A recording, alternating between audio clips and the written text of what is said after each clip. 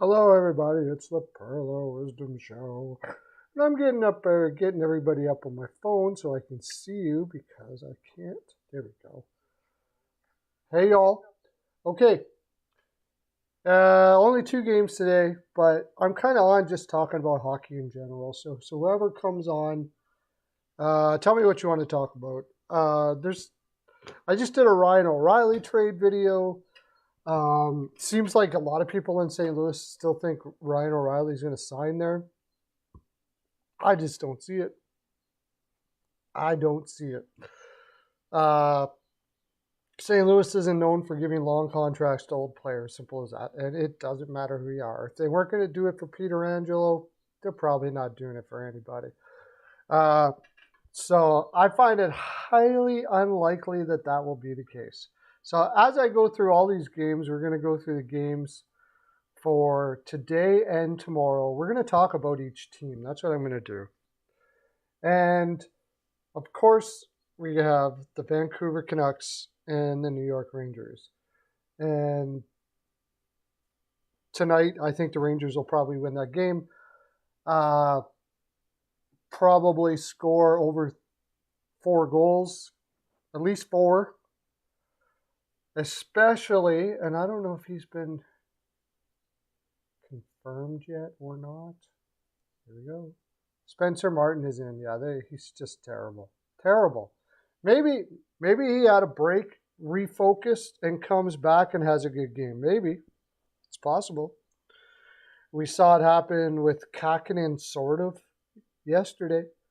But I don't see it happen. Oh, what we should talk about first is how we did yesterday. Let's look at that real quick. How did we do yesterday? I posted my picks yesterday via a video rather than a live because I didn't have much time. But yesterday we had, we'll go over real quick. We had the Avalanche. How are you serious right now? Like Casey DeSmith stops. That's another one. Casey DeSmith had a break. I guess he came back feeling it, and boom. And even Francois too. They were shots for days.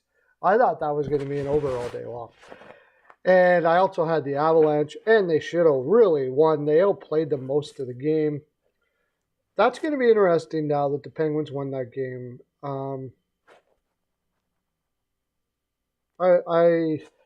It's so difficult to figure out what the Penguins are about right now. Are they going to be able to put it together? I mean, I don't like their defense all that much, and if DeSmith is going to be in there, it's going to be tough. But for that one game, they had a ton of pushback. Sharks versus Lightning, our big bet of the day was over 6.5, and we got it. Our big bet of the day was not the Sharks ML, though, I'll tell you that right now. We had Lightning minus 1.5. We had Lightning ML and over 5.5. It hurt us. Not going to lie, it hurt us. Actually, I was a little bit red yesterday from all these games, but the over 6.5 did it. Didn't get to watch all of the games, but I suppose, and will I ever learn to not be overly all that confident with Brian Elliott in net? I don't know if I'll ever learn that. And I didn't take Braden Point team total over, and I should have. He got 2 goals last night. Oilers versus Red Wings. This brought us back a bit. We had Oilers money line. We had Oilers in a parlay. So in a 2-pick parlay. That brought us back from the Lightning Sharks game a little bit. Oh, that's right. I had a live bet. And if you like the live bets, you can catch me on Twitter at Pearlo's NHL POW. So catch me on that, Pearlo's NHL POW, or just go to bpowpicks.com.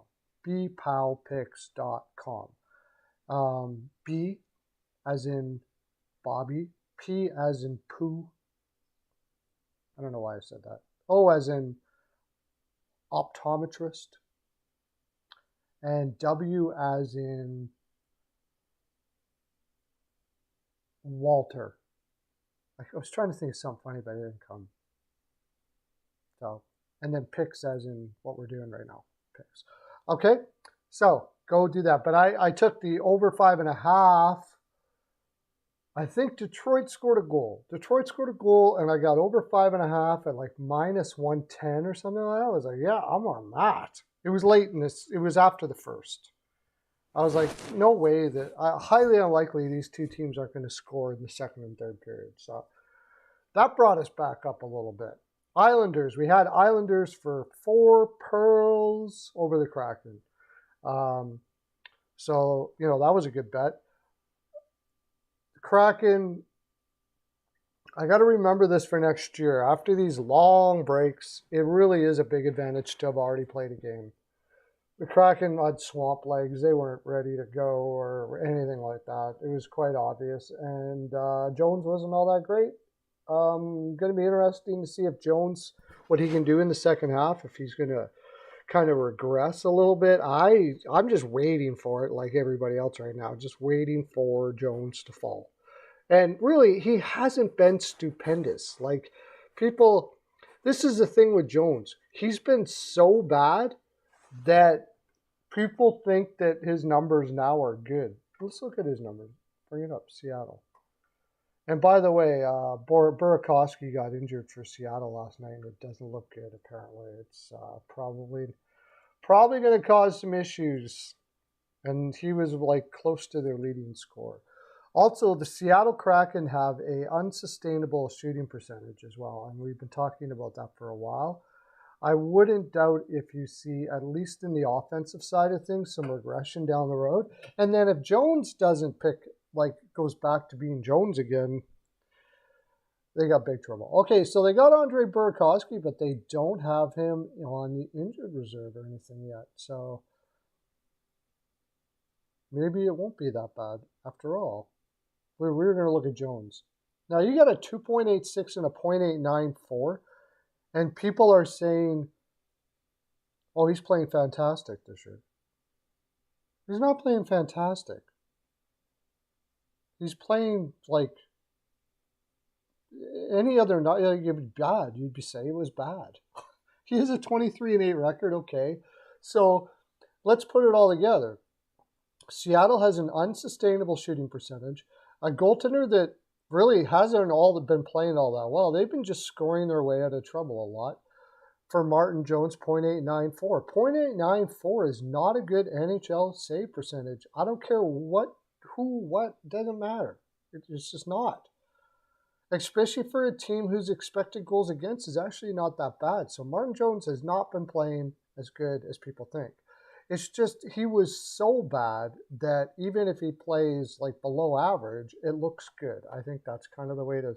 I kind of like that little lean myself. I like to try to do something really, really bad for a long time. And then you'd only have to do half-ass after that. Like everybody expects you, oh, look at Steve. He's doing good. No, I'm not. But it looks like it. See? There's your goal. There's a little tidbit for life right there. Whatever you do it really bad for a long time, and then people get used to it, and then start half-assing it after that, and then people are like, okay, well, you know what, just do the best you can. Okay, let's get back to. Is nobody in the land going to come in today or what? Okay. What are we looking at? Oh, yesterday's games, right? Golden Knights versus Predators. What a spanking. I had the under 6. You had to. 4-1, they pull their goaltender with like 3.5 minutes left. I'm like, oh yeah, why do that? Come on. Silliness. You're down 4-1. Aiden Hill was in net too. I didn't even know that. I would have been, I probably wouldn't have taken the under if that was the case. I did not know Aiden Hill was going to be in net for that game. But anyways, we got a push, so it's not too bad, but it was a pretty big bet. I really thought that was going to be an under. Vegas took them good, and I did not have a side on that. I just had the under, so it didn't really matter to me who won. Here was a cool one, though, and it brought us up to almost even for the day. We were down a bit up to this point. and I live bet the Ducks at plus 125. I just like the way they were playing. I kind of liked them before the game started, but I wanted to see how Chicago came out. It was okay. I think this Ducks is going to have a better second half, which is probably bad. You don't want that right now. But the reason why I say that is there's not a lot of players that are on the trade block for the Ducks, believe it or not. They've kind of traded away all their players for their picks now, and they just got to roll with whatever comes up. There is, I always forget a net. They bought a $7 million draft pick with Klingberg. He's gone, but he hasn't been there a long time. It's not like, it's an old friend leaving and stuff like that. Where you're looking like in Chicago, you got you got Taves and Kane. I mean, the legends of their team. It's all up in the air. What's going on? Where they're going to go? And then the whole situation that happened there with the trading of DeBrincat. I mean, it's very difficult to keep coming in every day and playing well. Like, I don't think the players are tanking. It's just the environment made there makes it really tough. And that's kind of what they were planning on doing, let's face it. The organization is tanking for sure. No doubt about that. Everybody knows it. But the Ducks, and I'm going to say it again, I don't think he's going to get fired, and I don't think he should get fired. I think he's a really good coach. Okay? Dallas Eakins. He's a very patient man. It's not... This team, the Ducks, have no defense whatsoever, really. Like, if you talk about players that can play defense, Kulikov, that's it.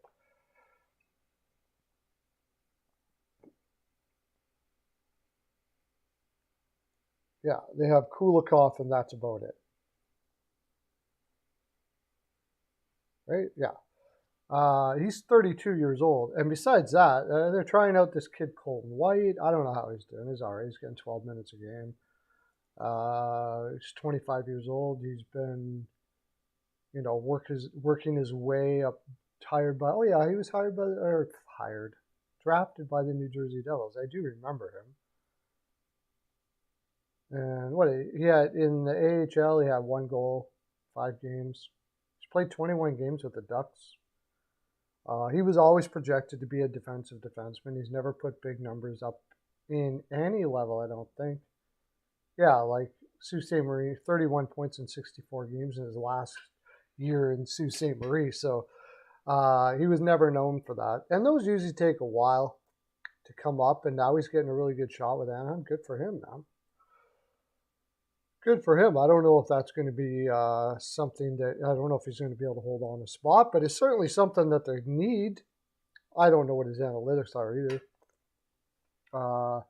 Haven't really been focusing on him when watching the Ducks, but their defense is deplorable. And if 25-year-old Colton White is the guy that's going to be playing defense for you, well, it's probably going to be the case. So it's because it sure ain't John Klingberg. And yeah, John Klingberg, $7 million.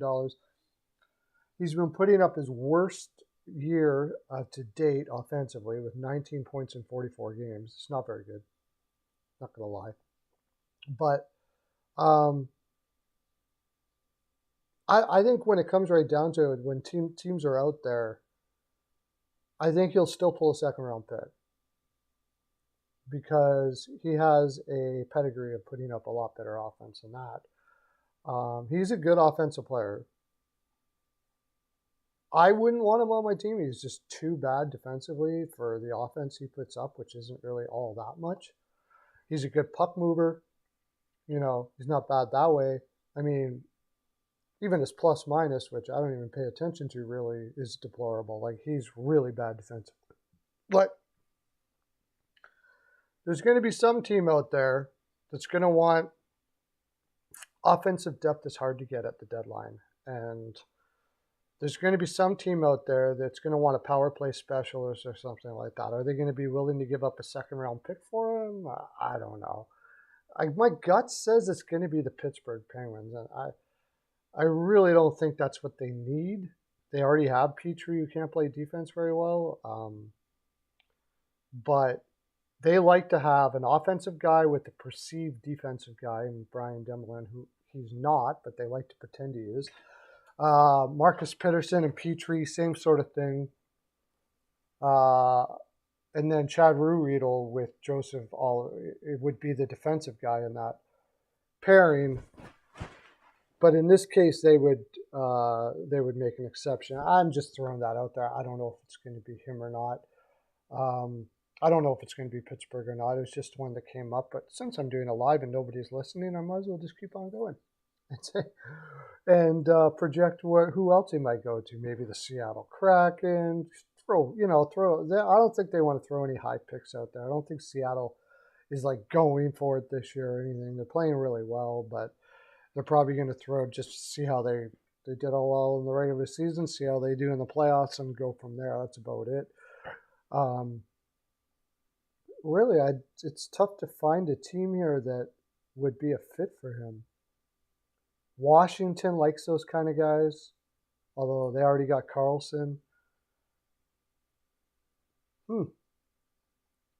That's going to be interesting to see where he goes. Maybe the Florida Panthers, and I mean, I wouldn't want to do that if I was Florida, but he is better than Stahl. And the problem with them is they don't have any draft picks to trade. So I don't think there's too much out there. I don't think there's too many teams out there that are going to be clamoring for Klingberg. They could be in a pickle. They might not get much of anything back for him. Los Angeles needs a left defenseman, not a right defenseman. New York Islanders are kind of set, and it just isn't the guy I think that he would be.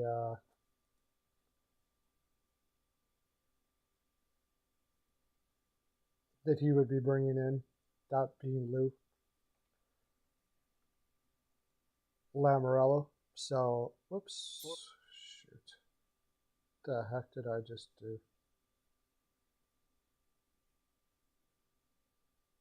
Oh, there we go. I don't think that'd be something that he would do. So they might not get much for him. I know that. He spent $7 million, try to get a trade piece to pick up a draft pick, and nobody wants him.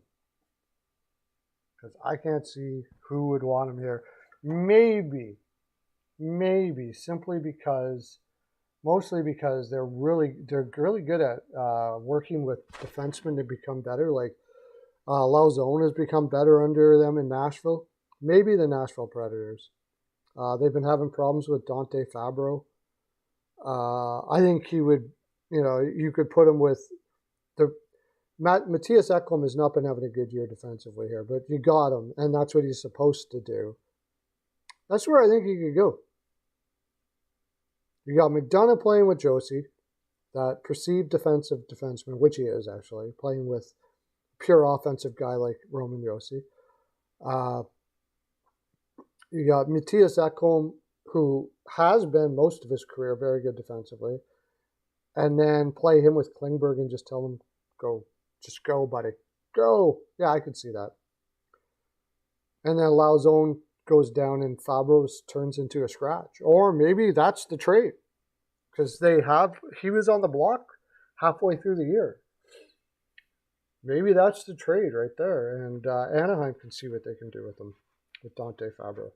So, okay, let's look at the picks for tomorrow. I got the Rangers, Vancouver. Okay, we already, I'm taking the Rangers here in regulation. With Shesterkin and net, all that stuff like that. I mean, if the Rangers can't take this game, I know Vancouver's playing a lot better right now, but am I going to pin my hopes on Vancouver still? Just because Rick Tocchet is there now? They came back against New Jersey, who, they're both coming off a break. I believe the Rangers have played already, haven't they? Yeah, I'm sure they have. Oh, yeah, they had Halak in net against who?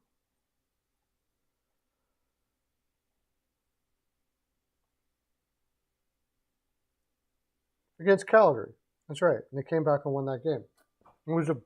That is about the only thing I could think of here Is it possible? Because, I mean, from all accounts, that might have been the best game we've seen in the regular season this year.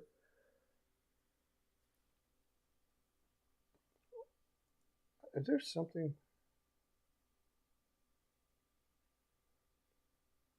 Huh, I'm surprised nobody's come in today. That's the best. That's the thing. That was one like the best game of the year according to a lot of people, and I saw it. It was a great game. So the only thing I'm concerned about here is it could be a bit of a letdown spot for the Rangers. After having that crazy good game, then Vancouver comes in after coming back against New Jersey but not being able to make it. But the thing is, they're not on a back-to-back, but it's the first game of a back-to-back. They got to play the Islanders tomorrow. And I don't know, it just seems that when teams have that, it's like they have a tendency to give up a little bit if they get down early.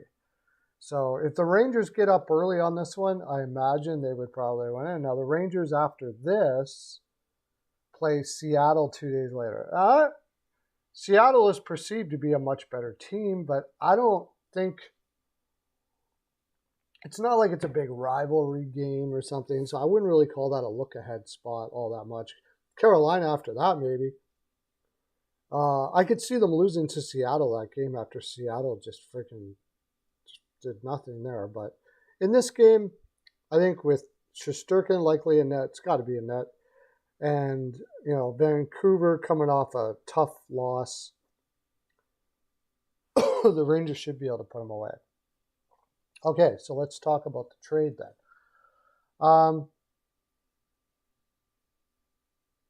First, I mean, Vancouver, did they get a pretty good price back for him? We'll see. Like, that's what everybody's going to say. Like, that kid that they got, let me bring up Vancouver here. The kid that they got back,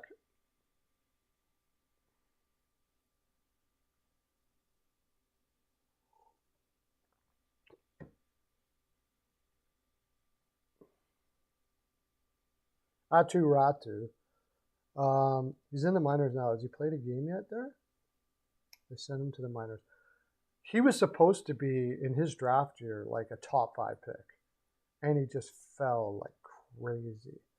He has no points so far in Abbotsford in the 2 games he was there. He had 15 points in 27 games. I mean, he could be a player, but going by this point production for a guy that was supposed to be a top 5 pick, if he is at 20 years old, he's a couple of years away. But the fact of the matter is he was supposed to be.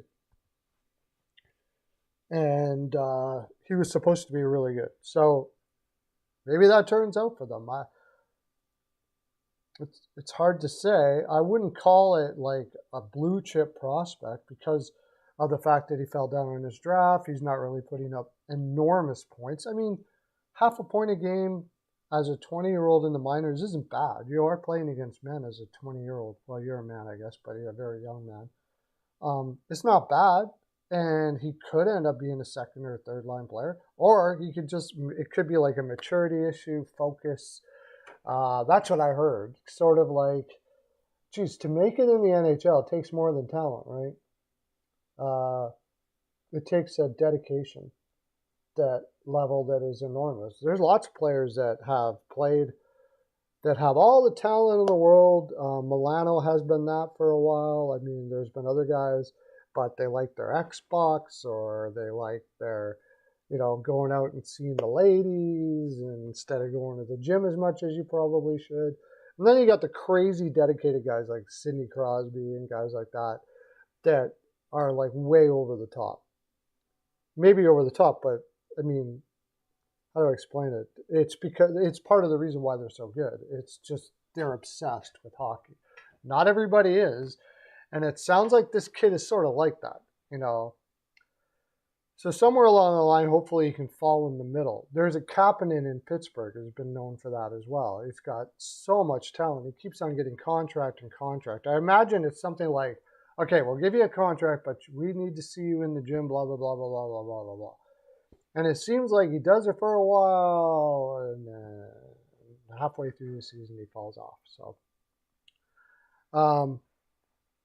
So I don't know what he's going to be about. You got a first-round pick.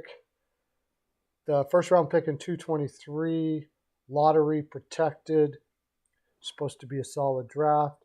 Now, I'm hearing that the middle of the draft isn't as good as people have been saying, but I don't know, man. There's some guys there, like Wood is getting almost a point a game in college already. I don't know for the life of me why anybody that's amazing before you got drafted. And there's some pretty good picks there.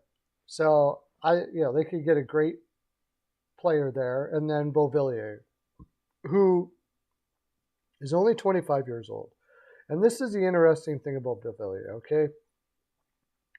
He's played on a team that has struggled offensively. Everybody has struggled offensively. Barzal is way better than his point production for the Islanders, okay? It's some mindset there in the island. And I've heard it from Lamoriello like several times. We are a team that wants to win 2-1, 3-2, blah, blah, blah, blah, blah. He says it over and over and over again. If that gets in players' heads, hey, how you doing? I sort of am. I am talking NHL picks for today. But I'm also talking about the game, the teams themselves. But I had the Rangers here in regulation for the Vancouver game. So, I mean, what I'm trying to say is that there could very well be some much more offensive upside in Beauvillier because he's been wrapped up in a serious defensive system there. And the good thing about it is they need defensive players. Also, he's good on the penalty kill, and Vancouver is diabolically bad on the penalty kill. So I don't think they did all that bad. But, it's not going to save them now. I thought they were going to try to get defensemen. And I think also they were talking with Horvat where he wanted to go. And I think they identified a couple teams, and the Islanders were one of them. And I understand why Horvat went to the Islanders. Okay, cool. I understand why Horvat went to the Islanders and wanted to go, and I believe wanted to go to the Islanders. And the reason why I think that is he just spent most of his career in an organization that is an absolute shit show. Let's face it, man. Coaches all over the place. How many times did you see Bill Horvat say we have to be better defensively after every game? And I heard fans say, well, I mean, obviously Horvat, it's just words. It's just words. No, man. It's not just words. Horvat's not going to come out and say our defensemen that we have on our team are not good enough. He's not going to say that. There's no way. All right? It wouldn't be right. He's the captain. But when you have your captain saying we have to be better defensively over and over and over and over again, and by the way, his defense, we'll get into that as well. His defensive numbers in analytics in Vancouver are not great. But I'm going to throw him a bone there because he's had to play defense like for the defenseman his whole career. You know how hard that is to play that way, to come back in the zone so deep every single time you come back into the play because your defenseman can't hold a puck in a corner and you got to come back. It's hard, dude. It gets, eventually the legs go. So your defensive analytics are going to get hit. And I think on the island, you're going to see that change. And I imagine for him, it was refreshing to be able to go to a team that is known to have a system of play rather than a team that seems to have they may have a system, but they don't have the pieces to play any system really at all. It must have got frustrating after a while. So you're going to the island where they have Pelic, Pulak, Romanov. These are solid defensemen. And he doesn't have to be everything to everybody. And he also doesn't have to be the captain either. So he can now just play. And there's another part of it. In Vancouver, there was a lot of talk about there being some little bit of room issues and it being kind of like a country club. On the island, Lamoriello is a culture dude, man. Like, he is all about the culture of a team, a family. You build a family, you treat them like family. And he gets a lot of shit for some of the trades he does because he chooses culture over getting a quote perceived better player. Lamoriello will actually not trade a player if he could have worked out a trade, and if it's leaked beforehand and the family finds out and everything before the trade actually happens, he will cut off the trade. Say, nope, we're not doing it. Yeah, you didn't give me a chance to talk to the guy. This is not the way I want him to find out about it. And the other thing he'll do is if you want a player, he says if this player has to move his family and go somewhere else in the middle of the year, he's got to do. See what I mean? He sees it as like there is a value in the fact that these guys have to uproot their family and go somewhere else. So if you're going to force him to do that, you're going to give me at least a second round pick for X player. He very seldom ever trades a player for like a fifth or a sixth or something like that. He won't do it. You don't like it? I don't care. He'll let the guy play. There's more value to him to treat a person like a human that has a family than it is to take a fifth round pick and send him off and his family to other lands. And what happens when you do that is you create a culture where guys like Bo Horvat want to go to. And you create a culture that can overachieve based on what you have. So you can say what you want, but in a lot of ways, you got to respect that, right? So I think that's why Horvat wanted to go there. They identified that. Lamoriello said, here's my deal. I'm not going to go past, here's the other thing I think Lamoriello probably did in this deal.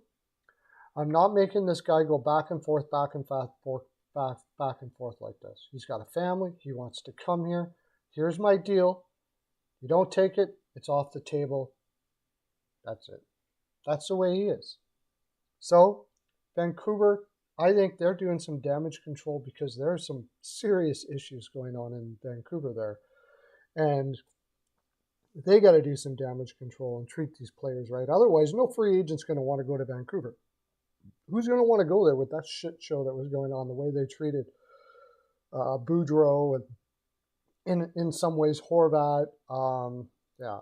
And then I could go on to other things like I really don't think Miller is the most likable guy in the world. They give him tons of money and Horvat's like, it goes on and on. But, okay.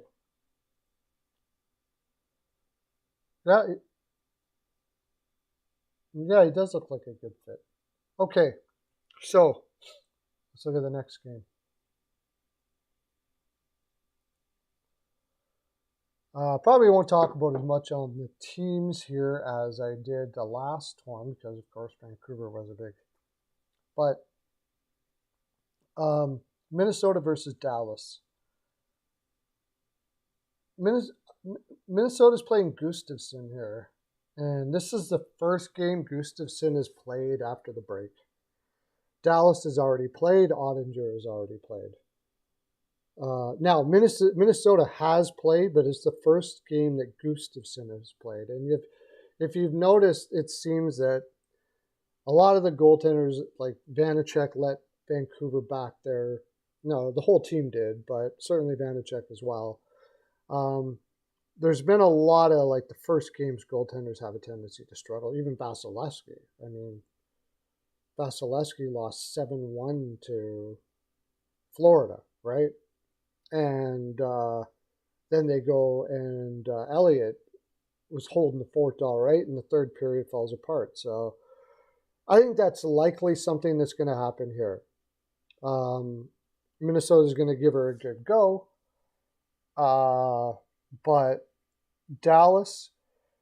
Minnesota's coming off of a loss, a tough loss, but so is Dallas. Not coming off a loss, but they barely beat the Anaheim Ducks. And I think when you have a loss like that where you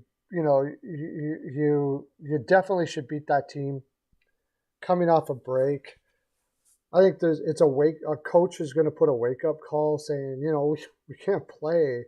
We got away with it, but we can't play NHL teams like this. Nobody, right? Certainly not Minnesota. So I think that is almost just as much of a wake-up call as what Minnesota had what did they just do? They lost to Arizona, that's right. That's the tough one here. You lose to Arizona, and it's been pretty common that the team that loses to Arizona ends up winning the next game. But usually you're going to Vegas or something like that. I'm going to look this up. Arizona to Dallas. Flight time. I look at these when I'm looking at this. It does make a difference on flight times and stuff like that when you're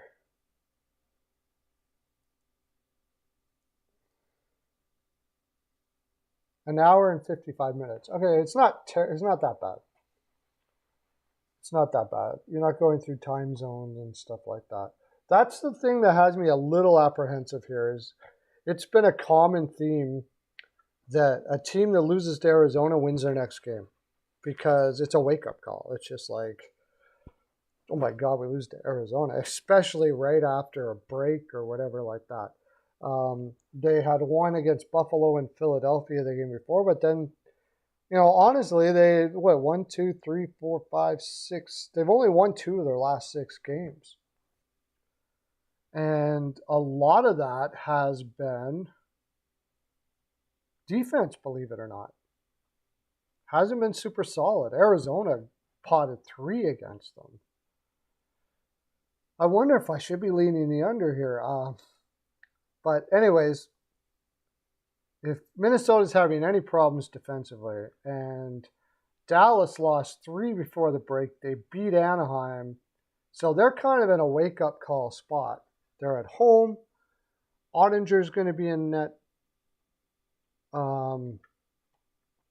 Is there a look ahead? I like to look at look ahead games quite a bit here. They're both, Dallas isn't fighting for a playoff spot, but nobody in that division is super set. Let's take a look at that. And you lose 3 in a row, and then you almost lose to Anaheim. If you don't wake up now, maybe there is a serious problem, right? I think DeBoer's going to be like, okay, are we going to have our heads on straight here now when we play Minnesota? Because Minnesota is going to wax the shit out of us if we played against like we did with Anaheim. We lost 3 games before the break. What, are we still on vacation?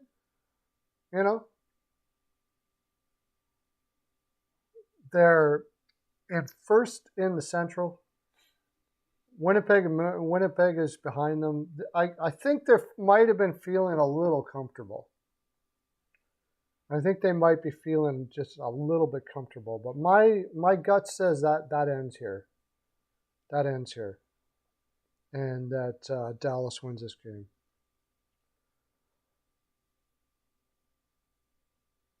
And the big reason again is Gustafsson hasn't played since before the break, and that was quite a long break, like 7 or 8 games. And we've seen it over and over again that goaltenders have a tendency to struggle unless they're already a backup. That's funny. Gustafsson, I know he should be considered the backup, but really him and Fleury have been playing pretty much equal games. Yeah, super long break. 1, 2, 3, 4, 5, 6, 7, 8, 9 games. And then Minnesota played a game, so he hasn't played in like almost 2 weeks. And Ottinger's already played. So that's the big reason.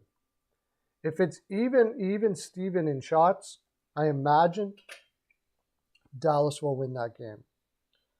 One thing to think about, though, is that both of these teams have been playing 3-2 like crazy. So that tells you, like right now, I'm leaning the under. For several reasons. I think after Dallas let Anaheim come back, the last game when they're up 2-0, defense is going to be stressed a lot.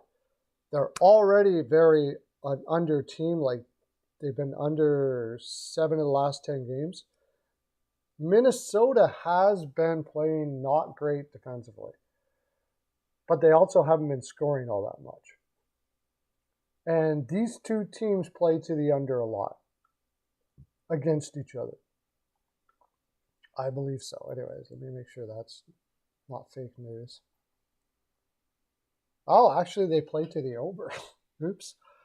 6-3.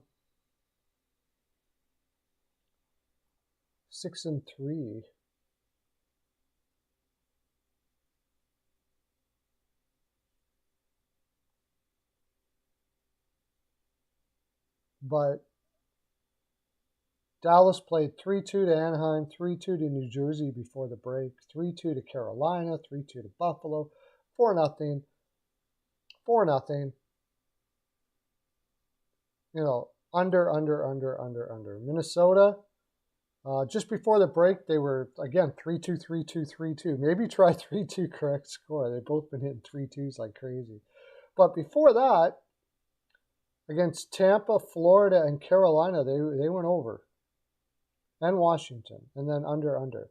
So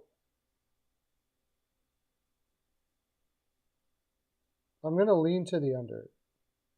All right, let's look at tomorrow's games. And I'm not going to get into much about Minnesota and Dallas and what they're going to do. Although you might, if you watch my O'Reilly trade video that I just put up, Minnesota is in that video on the O'Reilly trade video. You might want to check that out.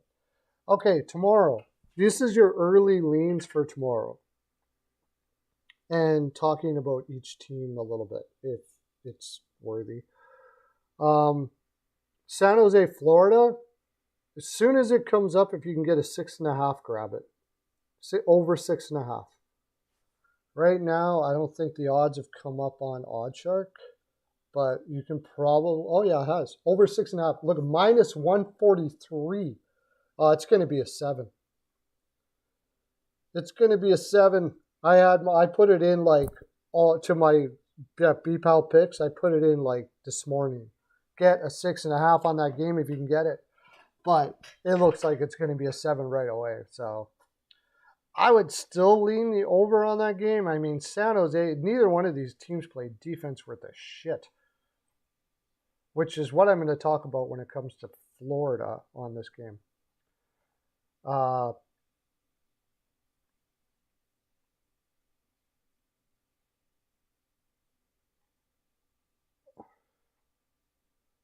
San Jose are 0-7 in the last. I like Florida in this game in regulation.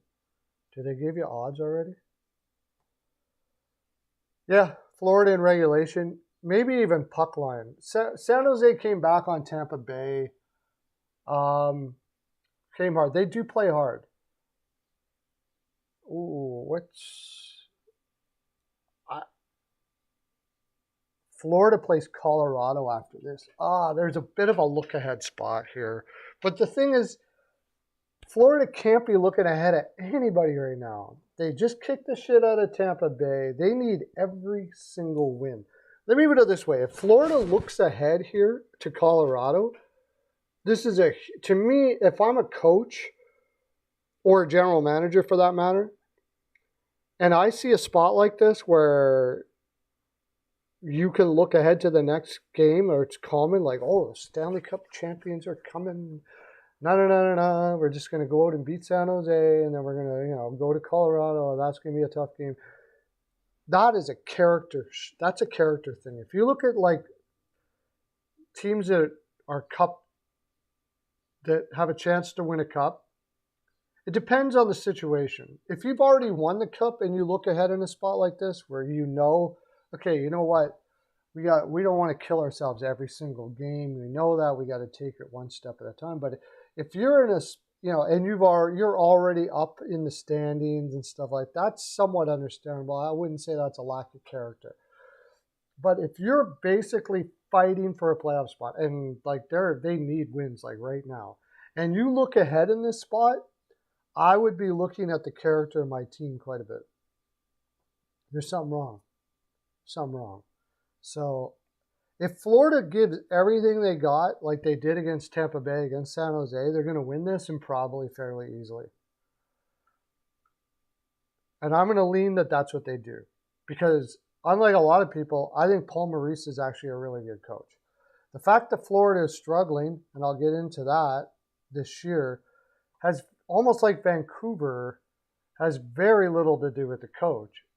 It has to do with the actual manpower they have on defense. The manpower on defense in Florida is not playoff caliber at all. Ekblad's, of course, really good. Gustav Forsling is good, but he's a little overrated now. He's not bad. I wouldn't want him as my top pairing guy. And then you got Mark Stahl. No, man. 36-year-old. The guy hasn't been good for 4 years, and he's playing in your top four. He's not good. He's a defensive disaster. I mean, there's virtually nothing about Mark Stahl's game that should even have him in a lineup, let alone in a top four. So that tells you one of the biggest problems. They got to take care of that. Brandon Montour is having a great offensive season. Look, they play Mark Stahl with Brandon Montour, using him as a defensive defenseman. And he is identified as a defensive defenseman, but he's not really that good at it anymore. So Brandon Montour goes flying all over the place, and Mark Stahl sits back and does the best he can, which is not very good.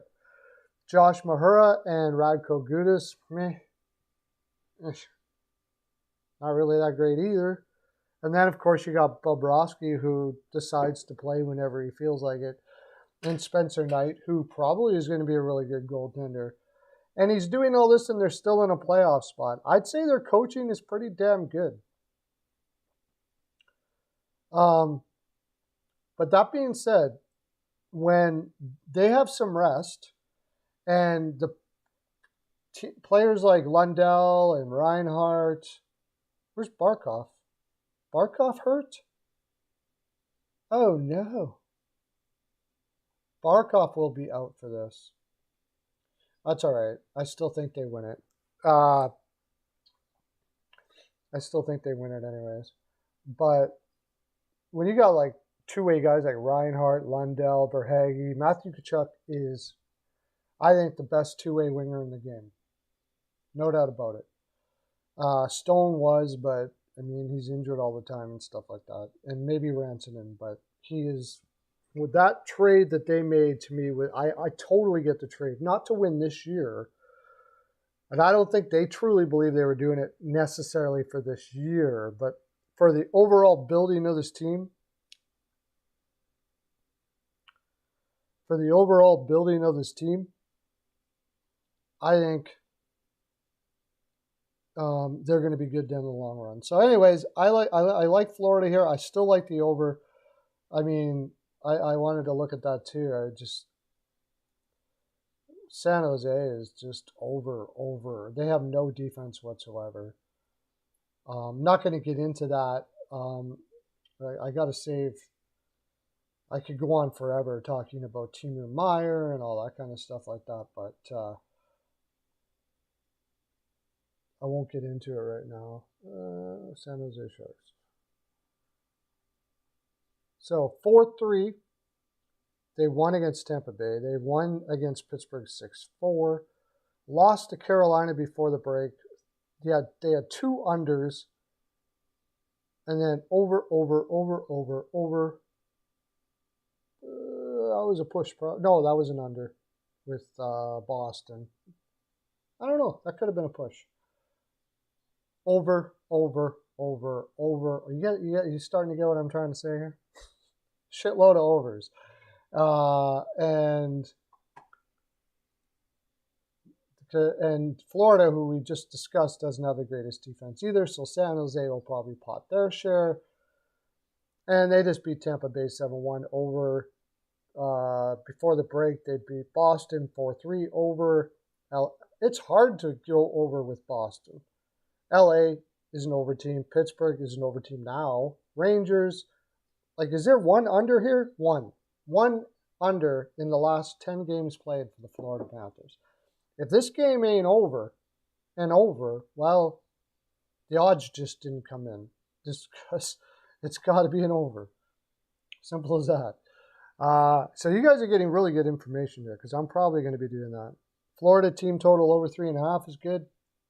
It's probably juicy as shit, though. It's probably going to be juicy as shit. Maybe even 4.5. Throw that out there.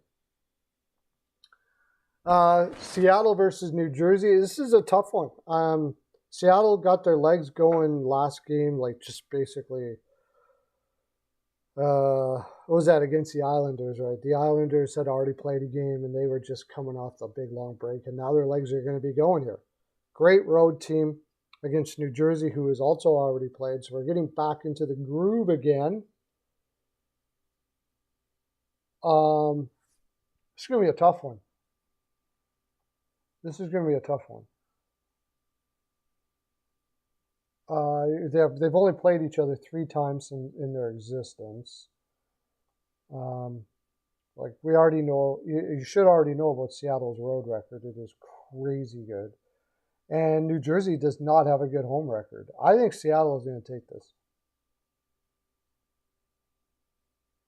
Now, a little bit of an issue is that Justin Schultz is going to be, Jaden Schwartz, but he's out a lot.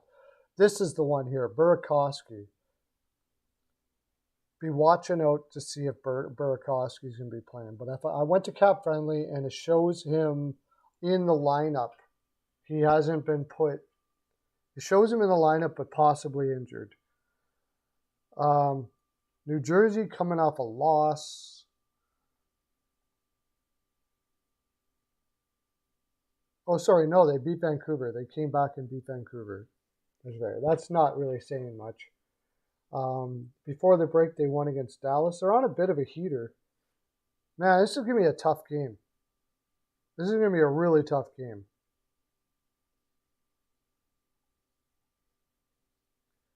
Seattle didn't score a goal in that Islanders game.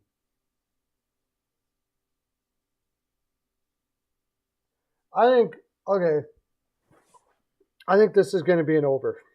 That's what I'm going to put on this one. Because Seattle, coming off a shutout against the Islanders, if there's one thing Seattle's going to do here is come out to score. They're going to get off. They want to get off the schneid right away. New Jersey has been playing more to the over as of late.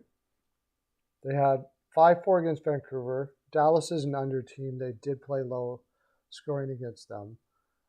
Nashville, it was 6-4. They had a couple days before that. The last time they played, they were 4-3.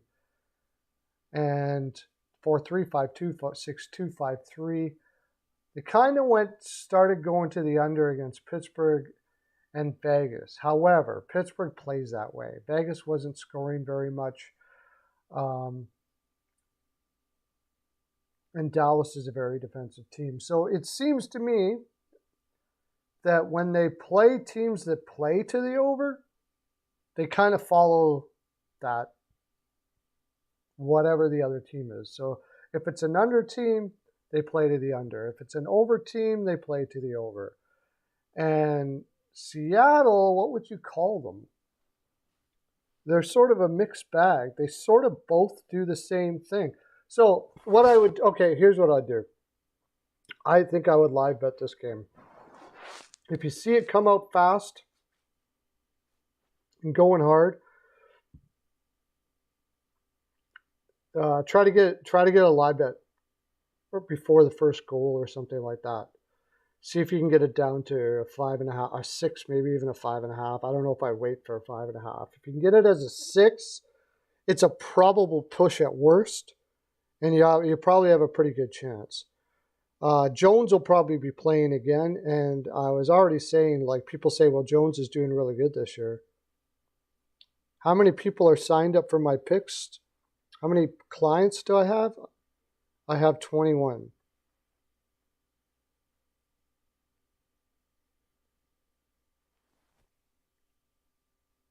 I only started charging for picks that last year, and I did really well. So I'm just building my clientele. But there's a lot of cappers out there, so you really got to put yourself out there so people know you're one of the best. Yeah, that's what I mean. You kind of got to do this and just kind of pound the table, to let people know what you know. You got to learn to toot your own horn a bit. It wasn't to the point where, like, I'm not a person that like to talk about myself and stuff like that. But I finally got to the point where I realized that somewhere along the line, you really got to let people, like, you have to be confident in yourself. And I do think I'm one of the top 5% NHL cappers in North America, maybe the world. I do. And I know of some guys I love them. I've learned so much from them. It's amazing. And I would say they're as good. I know guys that are as good. I don't know, like the Ice guys is going to be coming on in a little bit. A lot of people are probably going to take off to that, and I don't blame them. Those guys are freaking absolutely fantastic. There is a couple guys that are up there in the top 5%, and I'd say I'm one of them. And I don't just, like, I do hockey, but I pay other cappers to do other sports, and I find guys that are that good. So the people on my thing, they make lots of money. I'm not going to say it any other way. Like, we make lots of money. When I say I won 600 units last season, I mean it. There's over 600 units. So we do well. All right, Edmonton, Philadelphia. Edmonton struggles with Philadelphia. And the reason why Edmonton struggles with Philadelphia is a structure team. I'll tell you this right now. I would not blame anybody for taking Philadelphia in this game. Edmonton coming off that win against Detroit. The only reason why I may not do it, and maybe go Philadelphia plus 1.5, but it's minus 155. I don't think I would look at Edmonton in regulation here. I'll let you know right away. Edmonton is my team, and honestly, if there's one team I have the most difficulty to cap with, it's called OBS. I do it on OBS, Streamlabs. But Edmonton's on a heater right now, and it's pretty tough to go against it. They spanked Detroit really well. And that was their first game after the long, and that's not something Edmonton usually does. Edmonton usually shits the bed after a long road trip, or not long road trip, after a long layoff. So it kind of gives me an idea that maybe there's some character building up there now. I mean, is Edmonton a better team than Philadelphia? No doubt about it. Absolutely no doubt about it. I'll probably have to just really stew over this in my mind quite a bit, to come up with this, because I know historically, and especially Tortorella-led teams, Philadelphia, Columbus, have destroyed Edmonton. If you play a system and you slow down, if you play a trap against Edmonton historically for the last however many years, you have a really good chance to beat Edmonton, because they don't know what to do against a trap. They don't have a friggin' clue. And if Tortorella knows that Edmonton's defense is not great, and the only thing you got to do against that defense to win, the best thing you got to do, it's a very simple thing. Dump it and beat the crap out of them in the corner, because they don't have anybody. Like, they give up the puck like crazy if you put pressure on them, man. It's so, and that's how Philadelphia plays. Now, the question is did Philadelphia already play this? Yeah, they did, didn't they? Yeah, they played against the Islanders and they lost. They have 2 days off. They play against the Oilers. Man, I wouldn't be surprised if Philadelphia wins that game. That's all I'm going to say about that. I may change my mind down the only thing that keeps me off of taking Philadelphia is that Edmonton's on a heater right now. They've won like 7-8 games in a row, and they're feeling really good about themselves. They just came off that win up Detroit. They need every win, all of those sort of things like that. So, and if they play like they did against Detroit at that kind of speed, when they play that speed game, they're going to beat most teams. What usually wrecks Edmonton is after a while when the legs start going, and they go because their forwards have to play defense for their defense all the time. We were talking about that same as with Horvat in Vancouver and stuff like that.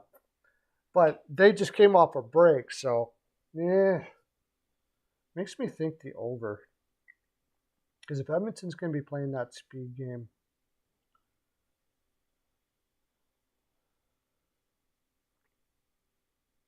Philadelphia can't keep up with it. If they can't contain them in a trap, and the way to beat a trap is with speed. Just fly through the neutral zone. That's how you beat a trap. And if Edmonton's doing that, they win the game. So maybe, again, wait for live. If Edmonton's doing that right away in the game, and they look like they're going to have their legs for the whole game, Philadelphia's not winning that game. If Edmonton's got swamp legs or any kind, or if Philadelphia is chalking up that neutral zone so much, they see now if I'm Philadelphia, and what Tortorella is going to try to do is they're going to try to slow it down right away, ice the puck as much as possible, get those legs not moving, just ice the puck, don't matter. Take penalties, like not take penalties, but flip it down, keep it slow, do whatever you can to get a whistle. If the goaltender, tell Carter Hart, if you got it in your hand, just keep it. Slow it down right away. Get them out of the game. Get them off their speed. And if you see that happening, Philadelphia could probably win that game. Okay, Tampa Bay versus Colorado. That'll be an interesting one. Tampa Bay lost it to San Jose. Vasilevsky will be in. Vasilevsky coming off a loss, I think, is just... Tampa Bay used to be money coming off a loss. I'll admit, I had Tampa Bay in that San Jose game. I also had the over, so it worked out really well. But Tampa Bay coming off of 2 losses, it's hard to know what that is, because they used to never come off a loss.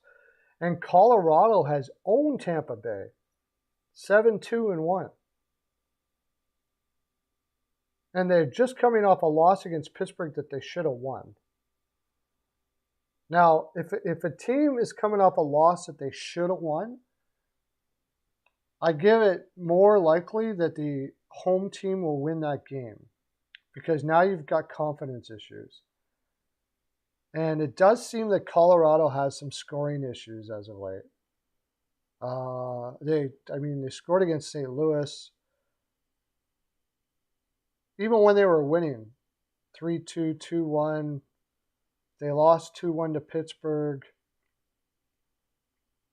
But they had tons of shots. They really should have won that game. But they gave up a lot of shots too. I should look at that quite a bit more. They gave up a lot of shots against Pittsburgh too.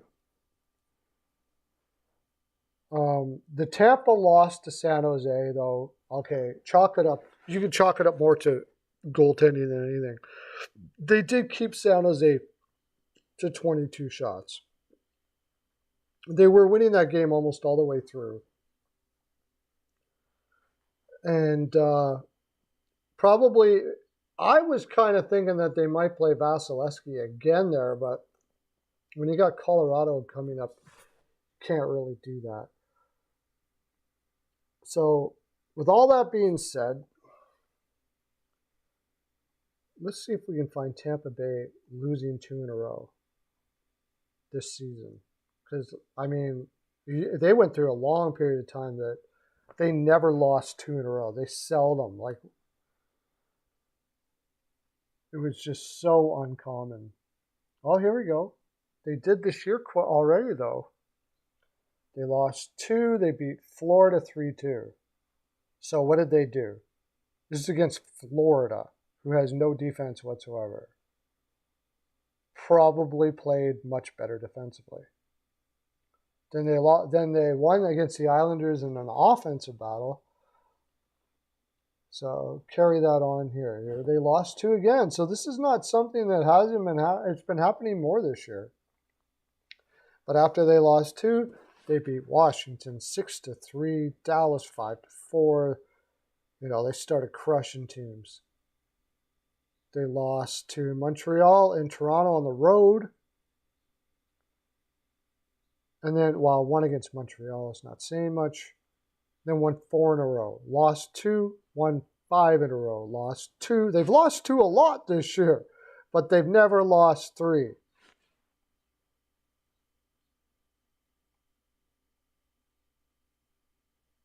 I'm going to take Tampa Bay.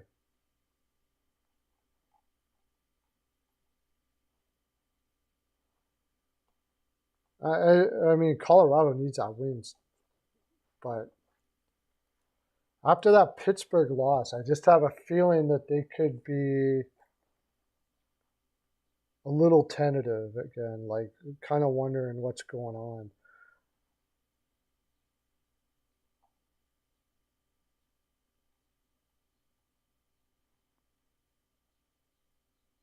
Yeah. Okay, so I'm taking Tampa Bay. As far as the over-under, I'd probably go under, actually. And you might be able to get a 6.5 up there. No, a 6. But Vasilevsky in there, Tampa Bay just gave up a shit ton of goals twice in a row. I just can't see that happening again. I can't see it happening 3 times in a row. If it does, then we're going to have to we'll perk our ears up here and go, what's going on in Tampa Bay now all of a sudden? Yeah, I think Tampa Bay wins that game. Minus 127 is not a bad number. It's hard not to take Colorado at plus money, though. It really is hard not to. That's for sure. But I got to go with who I think is going to win, so.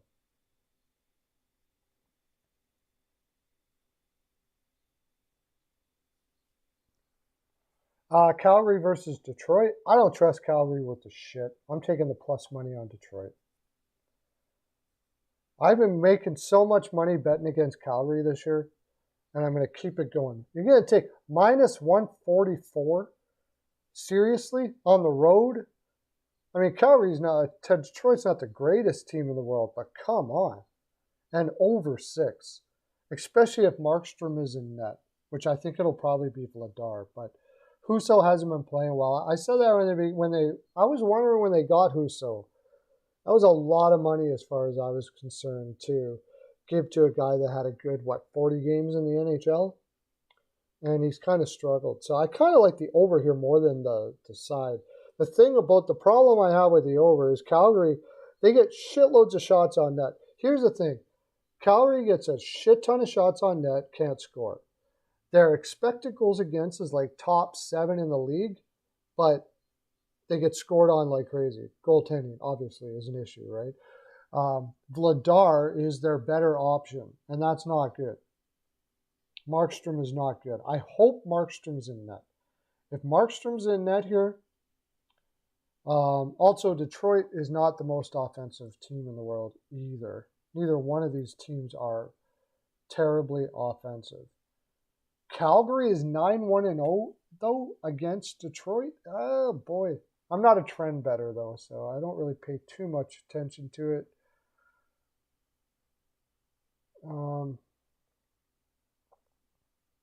Calgary's 10-8-8. See, and 12-11-3. I just don't like Calgary. Give me the plus money on Detroit for the hell of it. I wouldn't put much on it because I don't really think Detroit's a great team either. But these Sutter teams hold their stick so freaking tight. Ever since his last 3 years in LA, if you look at him, he's grumpy all the time, man. He strips the energy from players. He just looks like a grumpy old man all the time. Would you want to and his system is great. They always have great possession stats, all of those sort of things like that. But he gets guys to shoot from all over the place. It's one of those shoot first coaches. He rewards guys for shooting. And honestly, I don't think it works anymore. It worked at one time. But if you're not creative in the NHL today, you're probably not going to make it. So I'll throw a flyer on Detroit here at home. Why not? Plus 130? Why not? Vancouver versus Anaheim, or versus the New York Islanders. This is on a back-to-back, right? They're going to have their better goaltender in, but their better goaltender is D'Elia. I'm taking the Islanders in regulation, and I probably would go the over here, actually, even with Sorokin in net. I don't know.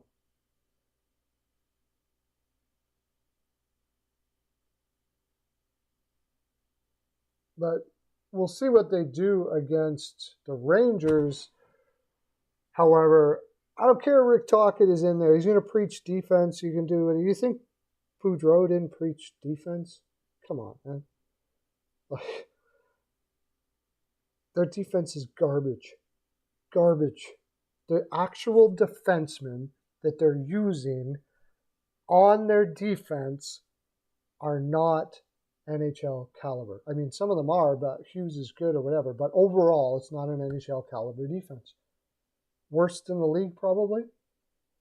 And they're like, people, I love listening to these media people say, well, I don't know. I thought Vancouver, we can't figure it out. What's going on with Vancouver? What are you talking about? How do you get paid hundreds of thousands of dollars and not look at the defense? You don't need analytics. You got Luke Schenn in your top 4. That's the problem. you got terrible defensemen. Terrible. And because he got a whole bunch of second assists and his hits are up. Here's another one. He's got shitloads of hits. Okay? Luke Schenn. Everybody wants Luke Schenn. Somebody's going to give him a first because he hits a lot. Do you know why a player hits a lot? I mean, some players don't hit as much as others. I will say that. Luke Schenn is very willing to hit. There's no doubt about that. There's 2 reasons why a player hits a lot, and 2 things that happen if they hit a lot. You shouldn't have a high amount of hits, because if you're hitting somebody, guess who's got the puck? The other team. And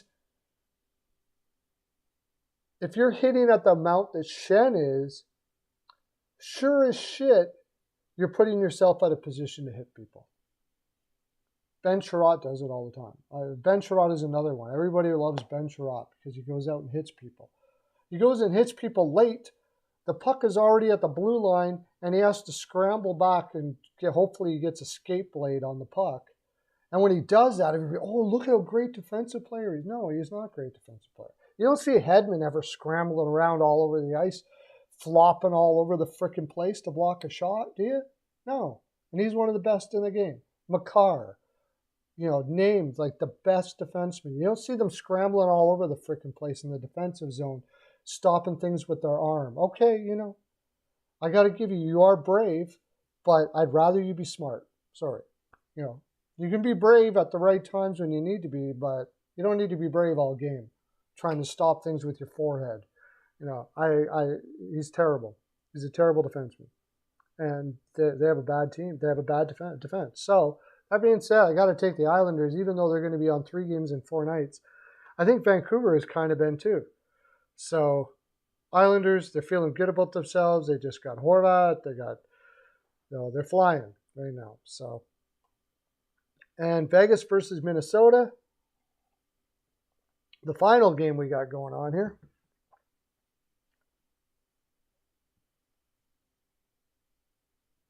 You got to use something called OBS, dude. Here, I'll show you. I'll go back to my live stream. Should pop up here now.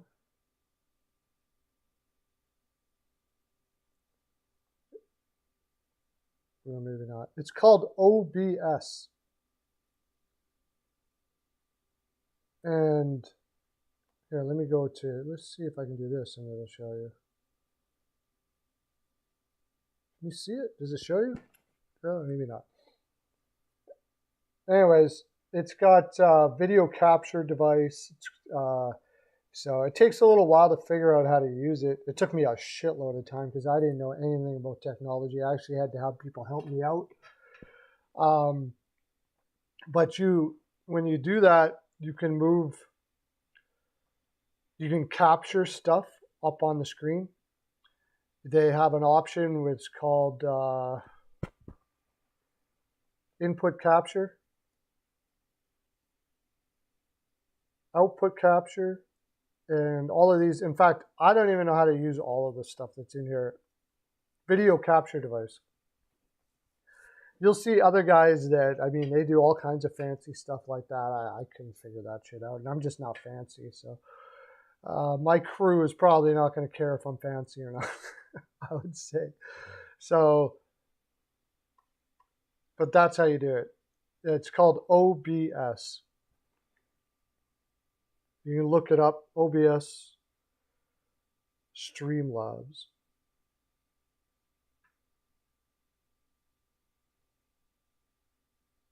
Why, are you wanting to do videos like that? Minnesota, Vegas, I'm probably going to take... I got to see what happens with Minnesota and Dallas tonight. But I think Minnesota's in a little bit of trouble. Because you can't have Sam Steele as your number 1 center. You just can't. Can't do it. I mean, he's a gamer and all that, but he's relatively young. He's never played number 1 center minutes, and I think that's really the heart of the problem there. They just have guys that are, and their goaltending has been, all right. And it's going to be Fleury against his old team, so that'll be interesting. He usually gets quite a bit up for those games. It'll be a fun game to watch. I may not touch it. I don't know. I may not touch it. The one thing I would say is that I think both teams are going to be trying to score quite a bit. Like, both teams are going to want to score in the opposition. Vegas going to go, everybody loved Fleury in Vegas. Everybody. The players, I still don't think the players there are very happy with what the organization did with Vegas, with Fleury.